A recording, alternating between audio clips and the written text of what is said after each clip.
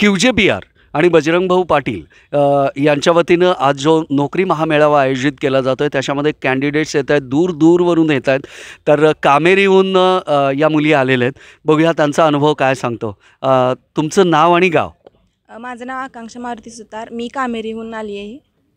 ऐश्वर्या बापूसो शिंदे, कामेरीहून आली. शिक्षण काय झालं तुमचं? BSc केमिस्ट्री डिग्री कंप्लीट झाले. आत्ता मी MSc केमिस्ट्री करते, ॲनालिटिकल केमिस्ट्री. बरं, आज हा जो नोकरी महामेळावा आहे याच्याबद्दलची माहिती कुठून मिळाली? माझ्या फ्रेंडने दिली, सुप्रिया पाटील. तिने QJPR हे ॲप डाउनलोड करायला सांगितलं, त्याच्यात इन्फॉर्मेशन भरायला सांगितली आणि नंतर मग आम्ही इथे आलो. अच्छा, QJPR हे ॲप्लिकेशन असं आहे की संपूर्ण महाराष्ट्रभर 27 ठिकाणी त्यांचे ऑफिसेस आहेत आणि जिथं जिथं जॉब वेकन्सी आहे तिथली डिटेल ते त्या ॲपमध्ये भरतात आणि आपल्याला कळतं की आपल्या एज्युकेशननुसार आपल्याला कुठे जॉब अवेलेबल आहे आणि सुटेबल आहे असं ते ॲप काम करतं. बरं, आज इथे आल्यानंतर तुम्हाला इथलं नियोजन कसं वाटलं?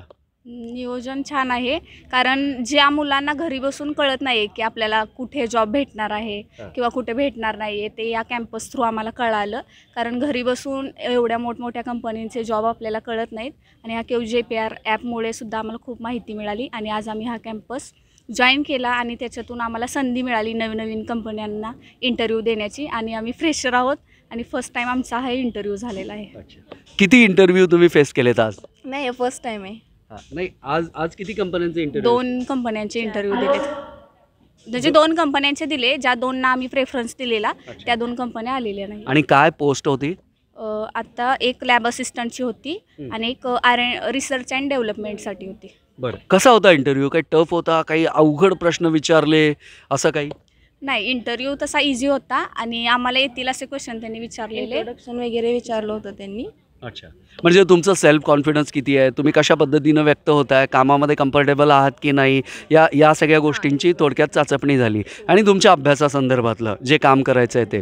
बरं, आता त्यांच्याकडून काय फायनली आपल्याला उत्तर आलं आहे? फायनली त्यांनी आमचा रिझ्यूम इनकार्टिव्ह आहे ना, त्या कंपनीने रिझ्यूम ठेवून घेतला आमचा आणि त्यांनी असं सांगितलं की ते कॉल करतील आणि रिसर्च अँड डेव्हलपमेंटसाठी तुम्ही येऊ शकता असं बोललो. क्या बात आहे, रिसर्च अँड डेव्हलपमेंटसाठी तुम्ही येऊ शकता आणि त्यासाठी तुमचा फॉर्म त्यांनी ठेवून घेतलेला आहे. म्हणजे तुमचा थोडक्यात फर्स्ट राऊंड क्लिअर झालेला आहे आणि त्यासाठी तुमचं अभिनंदन.